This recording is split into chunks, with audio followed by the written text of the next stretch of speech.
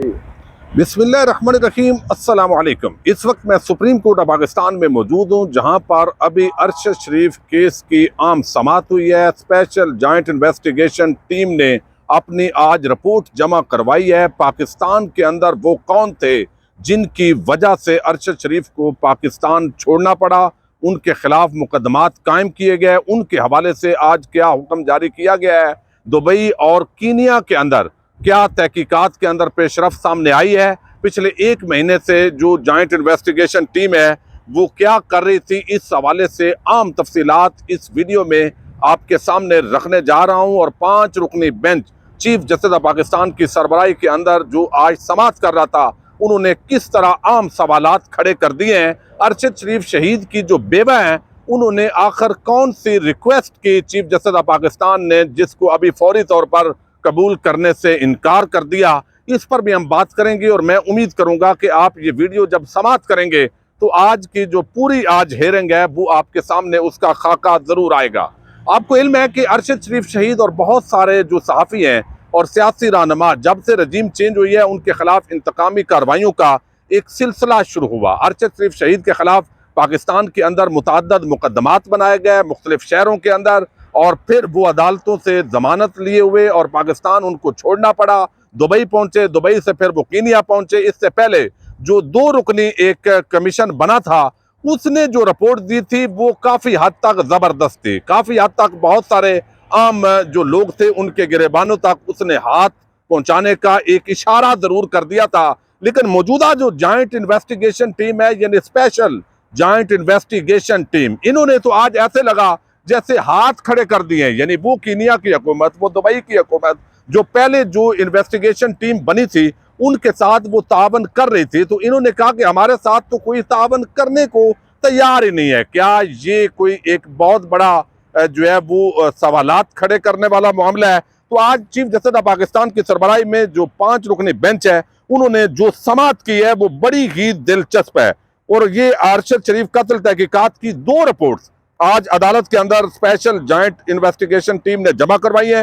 एक foreign office और दूसरी स्पेशल JIT की रिपोर्ट जमा करवाई गई है। सरबराह JIT अवैस अहमद जो है, उन्होंने अदालत के अंदर ये जब इंकशाफ किया तो जो जजेस हैं और वो भी हैरान हुए, और मुराद सईद साहब और दीगर जो लोग वहां पर आए हुए थे वो भी, सहाफ़ी भी हैरान हुए कि हमें अरशद शरीफ के कत्ल से मुतल्लिक अभी तक कोई मवाद नहीं मिला। तो स्पेशल जॉइंट इन्वेस्टिगेशन टीम ने हाथ खड़े कर दिए हैं।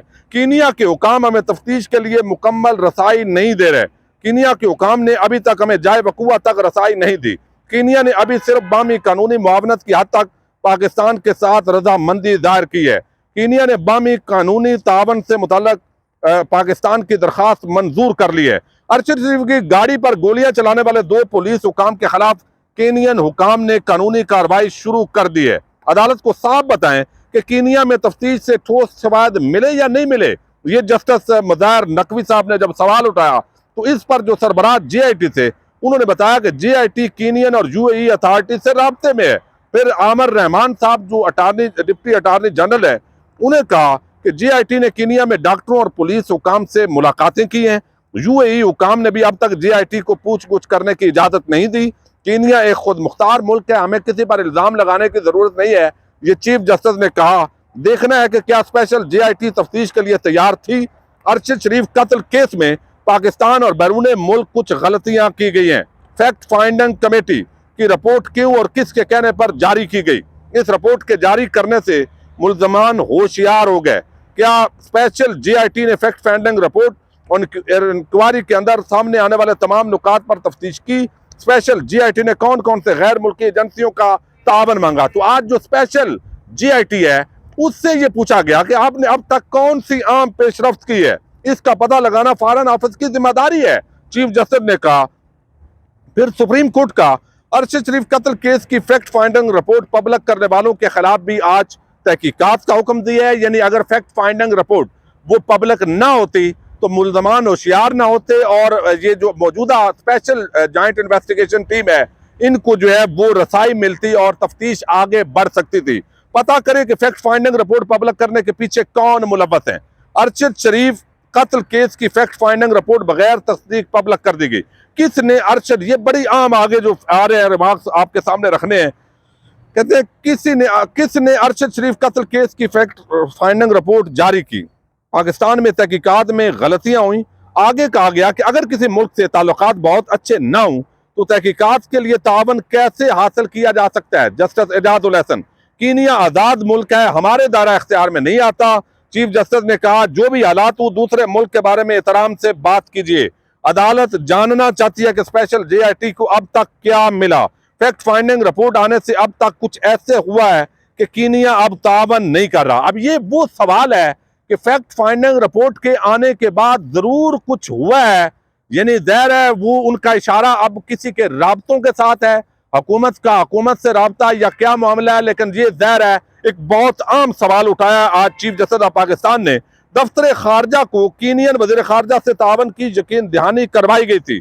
यकीन दहानी के बावजूद कीनिया में कत्ल की जाए वकुआ पर स्पेशल JIT को क्यों नहीं जाने दिया गया। अब ये सवाल है। इकरार उल हसन और जो पहले फैक्ट फाइंडिंग रिपोर्ट बना रहे थे वो टीम वहां पर पहुंच गई, तो अब क्यों रोका गया? आखिर वो रोका गया या कोई और मामला है, ये आम सवाल उठा है। अरशद शरीफ कत्ल के 3 जाविये हैं। एक, उन्होंने कहा कि अरशद शरीफ को पाकिस्तान पे भागने का किसने कहा, किसने मजबूर किया।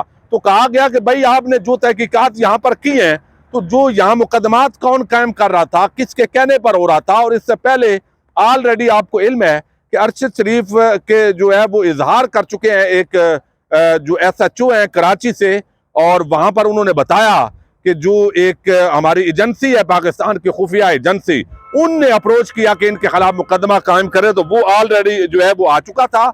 और फिर खुद अटॉर्नी जनरल जो लास्ट डेट ऑफ हियरिंग है उसके अंदर वो एडमिट कर चुके हैं कि जो बाकी हुकूमतें हैं UAE और कीनिया वो तावन करने के लिए तैयार है। तो आखिर अब वो तावन क्यों नहीं किया गया? तो बगैर आज जो जॉइंट इन्वेस्टिगेशन टीम थी, जो स्पेशल जॉइंट इन्वेस्टिगेशन टीम बनाई गई है, वो कोई जबानी जमा खर्च के अलावा कुछ नहीं था। और हमारी मियां अली अशफाक साहब जो बेवा हैं अरशद शरीफ की शहीद की, उनके जो वकील हैं, उन्होंने भी जो बात बताई उसका मतलब लुबाब यही है कि ये तहकीकात जो है वो आगे नहीं बढ़ रही।